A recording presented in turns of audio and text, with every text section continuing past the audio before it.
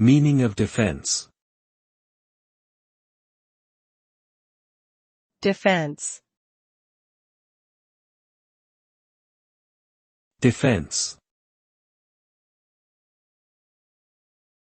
Defense. Defense. Defense refers to the action or process of protecting someone or something from harm, damage, or danger. It is a crucial aspect of modern society, as defense mechanisms are necessary to maintain social order and security. Whether it is defending oneself against physical aggression or safeguarding sensitive information from cyber attacks, defense plays a vital role in ensuring individual and collective safety.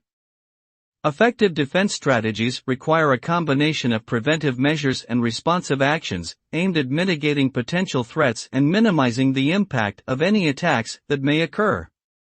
Ultimately, successful defense results in a stable and secure environment for all.